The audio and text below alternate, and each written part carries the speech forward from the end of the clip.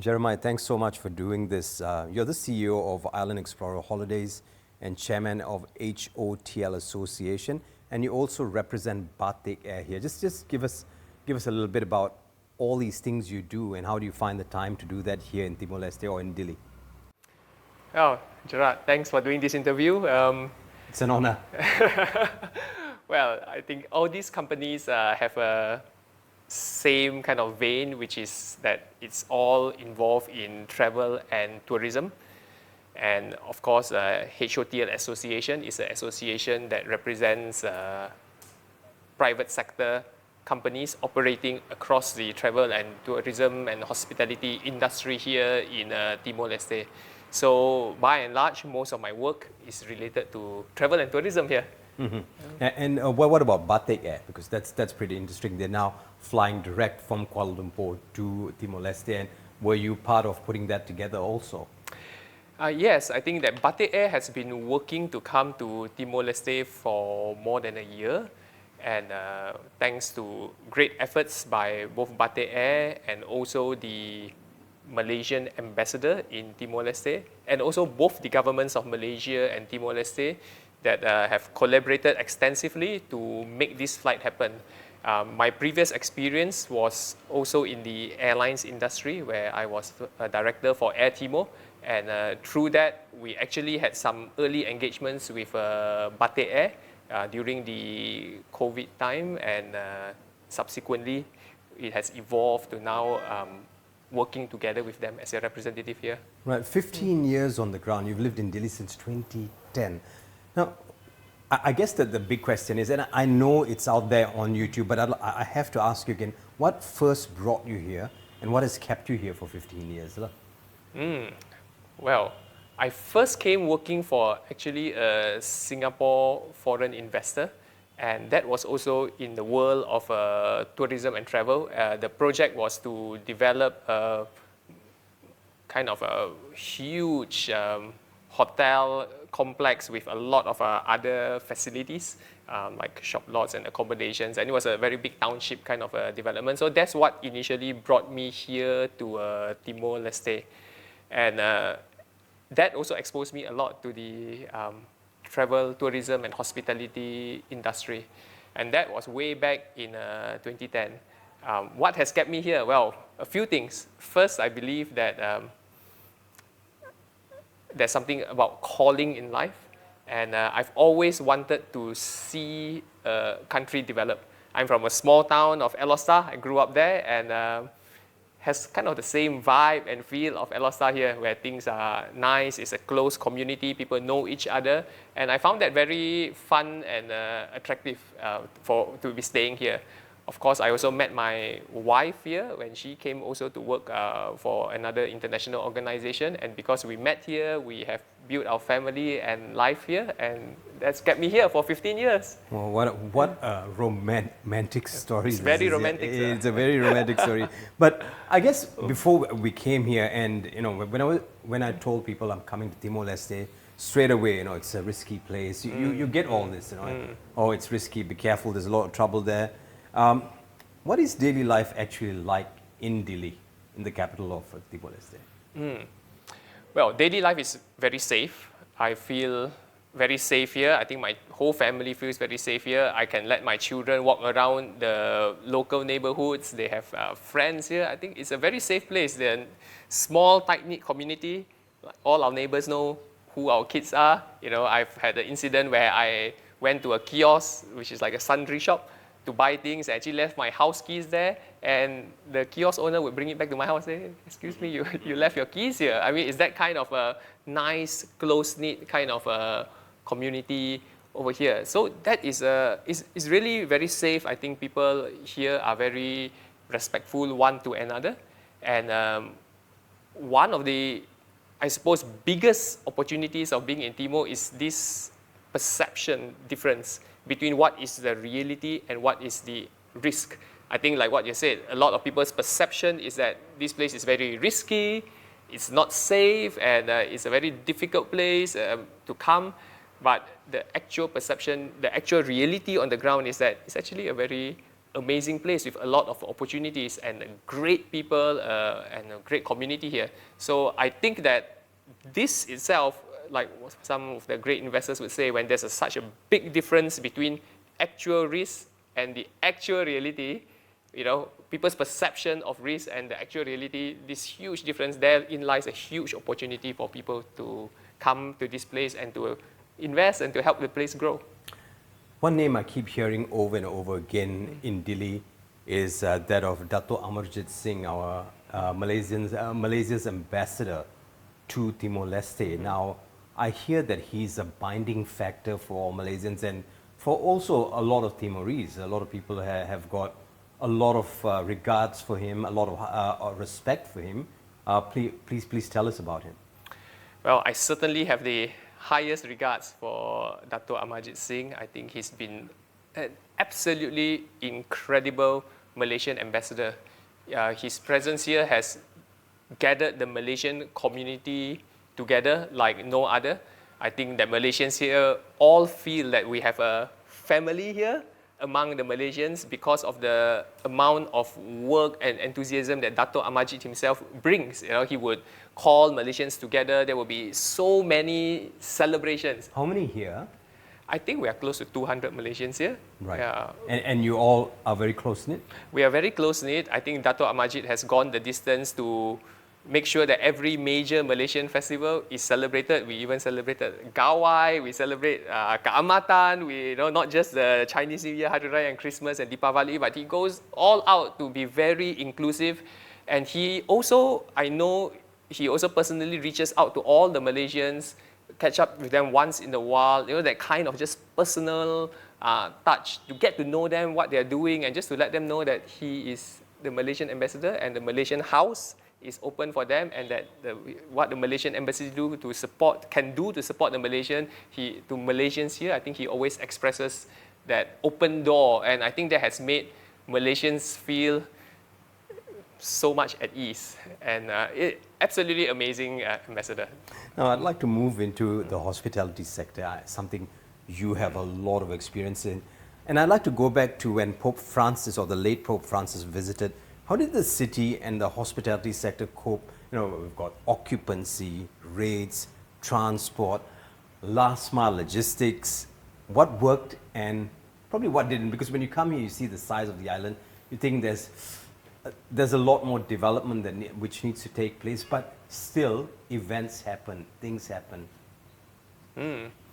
What worked? Well, I thought that trip went phenomenally well. The visit by Pope Francis went phenomenally well, in my opinion. And I think it's shared across the country. Being able to organize, for example, the Mass at Tasitolu, 600,000 people, no small feat for a small country. You know, it's almost like half the population turning out at one particular site. I think everything went incredibly well. The city became cleaner than what it ever was. I think the people rallied together because Pope Francis was such a unifying figure here in Timor-Leste. I think the hotels all did very well, and I think everyone learned a lot about protocol, about safety, about what are international expectations. In terms of hotels and restaurants, I think everyone coped well because the crowd was primarily from here. It wasn't like there was a huge deluge of foreign visitors coming. I mean, the Pope Francis and his entourage were quite a big team, but it was something that the local capacity could still cope with. But it was incredible. It was incredible seeing the spirit of the country where everyone was so excited. It was public holidays. Everyone was out on the road. Everybody came out to cheer for Pope Francis. I think it was quite an event that would be memorable to every Timorians and every foreigner who was here, probably.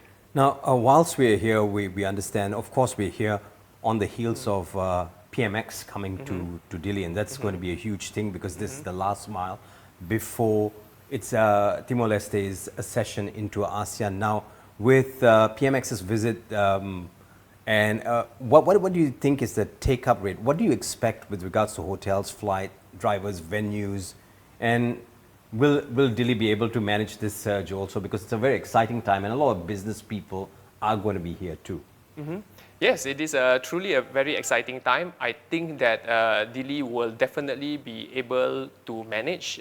Timor-Leste has had the privilege and honor to host many heads of states, including also the Sultan of Brunei. They've also hosted the President of India. So they've hosted major dignitaries before, and I believe that they are also putting in one of the biggest efforts I've seen to welcome PMX because of the role that Malaysia has played in helping Timor-Leste all through the years, and also now in particular in Timor-Leste's ascension process to ASEAN. Right. So I think that the bigger question would be for Malaysians coming on the heels of the visit of PMX. We'll have press people, we'll have government people, we'll have just business people wanting to come across. What would be your advice to them at this point? I think that there is a lot of goodwill toward Malaysian business people.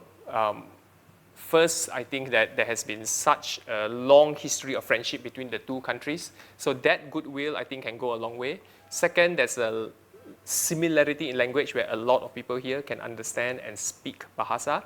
And this itself creates a kind of a bond, and it makes business processes easier. I think that it is well known here the role Malaysia has played to really push for Timor-Leste's entry into ASEAN, and generally I think people are very much in favor of looking to do business with Malaysians. So for business delegations who come, people who accompany the Prime Minister or people who are exploring coming to Timor-Leste, I think especially when Timor joins ASEAN, this is a really, really good opportunity to explore this country. So if Malaysians are coming, so I'm going to push this buck a little further and say,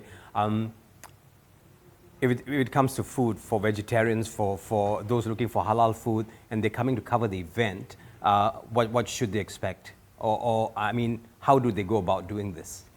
Right, I think that there might not be just purely vegetarian restaurants, but most restaurants would be able to serve you vegetarian food. Again, also when it comes to halal food, there is no halal certification here, but there's a huge Muslim community here from Indonesia, and also a minority here in Timor-Leste who are Muslim. So there are definitely restaurants and ability to produce food that is suitable for consumption for Muslims. I think that also this year, Dato' Zahid came and also tried and worked, and I think it's some ongoing work on the Halal Hub, establishing halal standards here in Timor-Leste, especially as Timor-Leste moves into ASEAN. So I see this as something that will progress quite significantly in the years to come. Right. Now, let's talk about ASEAN investors. You hear a lot about people wanting to invest in Timor, then they're on the back foot, and then they're excited again. And when I talk about ASEAN investors, I also like to talk about, especially people from our country, Malaysians. What do they need to know before they enter? The easiest wins, the common pitfalls, and the do's and don'ts that you've learned being here as a businessman and also working in the hospitality industry. Well, let's go one by one. It's a tough one. Oh, it's a long one. Yeah. Well, easiest wins. I tend to think that there are not so many easy wins here in Timor-Leste. You have to work hard, you have to have patience and endurance to start businesses here.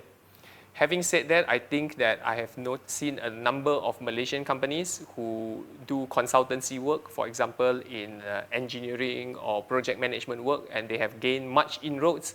And perhaps you could say that those were easy wins. They came to see the country, and then they tried to bid for work, and then they actually got work here. So I think that Malaysians being, I think, technically very capable in professional fields such as engineering work, there's a huge opportunity there. I think a lot of other business people will tell you that there are a lot of opportunities here, but you do need people on the ground to enable that business to succeed. What are common pitfalls? Yeah, I think again, if you just come and expect a windfall, well, then that's not going to really work. I think come with a heart to want to participate in the development of a country, to participate in the development of the young people, of the youth, and to grow together with the country, then I think that one's business would succeed. So I think trying to get rich quick, for example, might be a common pitfall. So this would speak to SMEs or startups with young people in Malaysia. We've got a healthy, what do you call it? A demographic of young people here in Timor-Leste. So would you also speak to the startups in Malaysia with young people doing a lot in Kuala Lumpur at this point? Yeah, I think that one can see the development status of Malaysia has progressed beyond that which is of Timor-Leste, and ideas that have worked in Malaysia, if people learn from that and then come and understand where Timor is today, and then understand this was how Malaysia went from A to B and now we are here. So we have the opportunity of hindsight. You know, that is a great blessing. We have hindsight. We know how it came from here to here. Well, now, with all that knowledge and experience, you can come back to here and replicate the same thing. So I think that those are opportunities that young people and companies should look at to understand this is where Timor is and this is where it will go, considering this is the path of development most countries go. And they can even help Timor jumpstart certain things, like, you know, we don't have to go through all these things because now there is technology, there's digitization, there's AI, there's so many other technologies available that maybe Timor-Leste could leapfrog all these steps that Malaysia had to take and make a big jump. And that is also possible. What's needed is really the vision and then the perseverance to make it happen here. Right. Now, beyond oil and gas, and I think I've heard a lot about the greater sunrise, and I don't want to go there.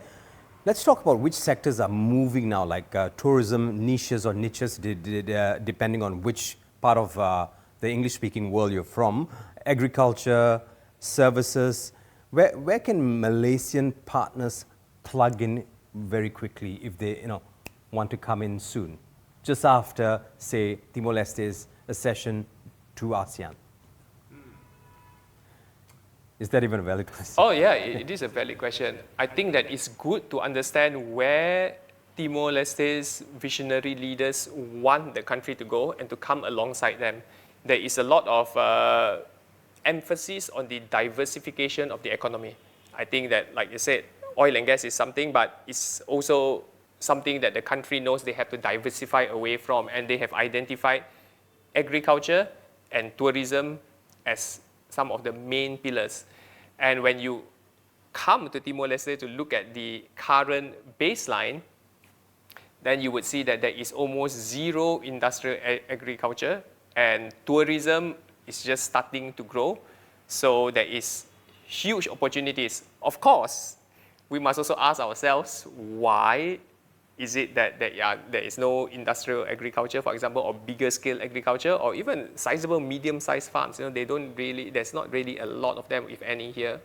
Why hasn't tourism boomed like maybe Bali or another destination? And it's in understanding that why that we can try to plug in and solve those problems. Right. Now, Malaysia has backed Timor-Leste's ASEAN journey with Tokmat or Datuk Seri Muhammad Hassan at Foreign Affairs pushing for regional cooperation. Where can Malaysia add the most value in the next, let's say, 12 or 18 months? Let's think in the short term, where can we value add? The private sector and the public sector. I think one thing that Malaysia has already value added a lot is connectivity. The Batik Air flights twice a week, and there is plans to make it go to 3 times a week, has helped Timor-Leste get more connectivity both ways, right? People coming in and people going to Malaysia. It's opened up, for example, educational and health sector opportunities for Timor-Leste nationals who now, I think there are already groups going to Malaysia for education and for healthcare. So Malaysia, in a way, just through these flights has already created a lot of, I think, benefits for Timorians going there. And for Malaysians, I think that they should come and explore Timor, come and explore the great, untouched natural beauty of Timor. Come and explore the oceans. You know, You were saying something about swimming with the dolphins. swimming with the blue whales. The blue whales. The blue whale, Right. yes. Right. So I was told dolphins, it's blue whales. is the blue whale. So the waters just in front of Dili, north of Dili. Atauru. Then the waters between Dili and Atauro. If you go on a boat during November, you will see these huge numbers of blue whales migrating through, and one can have the opportunity to snorkel, swim beside a blue whale. It is something that you might not get to do in any part of the world. The waters of Timor-Leste are pristine. The coral reefs are unbleached. The reefs around Atauro have the highest biodiversity of coral life in the whole world, and the oceans have the highest biodiversity of dolphins and whales in the whole world. It's absolutely amazing. So these are incredible. I think that there's a lot of opportunity for dive operators, people who have the experience to operate responsibly and sustainably. I think that they should consider, because it is not just coming to help develop the marine tourism sector, but to develop it in a way that will be sustainable, that will make sure the coral reefs are sustainable in a very long term, that will make sure the biodiversity of whales, dolphins will always be maintained. And that has to be done very responsibly and very sustainably. Right. So you're saying this, but on the flip side of that, for a Malaysian to travel, say, wish, mahal lah tiket kalau nak sampai ke Timor-Leste. Then kalau sampai ke sana, we have to use the American dollar. So those are kind of the disadvantages. But what is the advantages of this? You know, of course, you talked about an amazing biodiversity. You talked about swimming with the blue whales. That's some amazing stuff. But for those of us who are not into, seeing stuff like this, what other things can we do here? There's a lot more things that you can do in Timor-Leste. Of course, a lot of people talk about the cost, right? But, think about it this way. You can come to a place where you are unlikely to meet any other tourists. Or, it's not like a very crowded place like Bali. You will come to a beautiful white sand beach. There will be nobody. It's just you. Where do you find this in the world? Very, very few places like that. So you have a lot of raw, untouched kind of potential. It's like, I suppose people who went to Bali in the early 60s and 70s, you get that kind of vibe. And so Timor has that kind of a vibe right now. You come and it's an exciting, unexplored place, like the tagline. Raw and real, it's raw and real. I mean, the tourism tagline is to explore the undiscovered. So it's really undiscovered, and lots of things to explore. The mountains, mountain biking, bird watching, the culture, the people, the history. I mean, this is such an incredible place. Right. And also, a lot of people don't talk about this when traveling, but because I come from a Catholic family, my mother is a Roman Catholic, and so are my sisters, I see that there are a lot of churches here, and I don't know if people make pilgrimages here to visit churches, the Cristo Rey, and places like these within Dili. Does that happen here? I think that it does happen. I think the Cristo Rey is a very big draw. And that's a present from Indonesia, yeah? Yes, it is. Yeah. And the churches here, all around the country, the Catholic churches here, they are absolutely beautiful. They are just beautiful. And they are all over the country, on hilltops, on just very beautiful places to visit in and of itself. I guess to close this interview, for Malaysians watching, why Timor-Leste? Why now? And what first step would you recommend it? Why Timor-Leste? Well, because there are a lot of opportunities here. There's a lot of untapped potential. Come and explore the undiscovered. Well, why now? Well, more and more people are coming, right? There's something called first mover advantage. I think like the industries that I mentioned earlier, they are by and large still untapped, unexplored, undeveloped. And if you were to come to Timor, I think most people who come to Timor, the number one thing they see is opportunities everywhere. The question is, do you have the perseverance to come, and do you have the heart to want to come and work with the young people of Timor, with the leaders of Timor, to develop this country into its full potential? And now with more and more flights coming, right, and it's not just from Malaysia, maybe there will be other sectors opening up. there will just be more and more people. And so if you don't do it now, then we can say bila lagi. Yeah, if you don't do it now, bila like. Bila lagi. On that note, Jeremiah Chan, it was a pleasure and an honor speaking to you. I hope to come back to Delhi and spend some time here with you and probably teach me how to swim with the blue whales. Thank you so much, brother. Thank you. It was a pleasure and an honor. Thank you so much.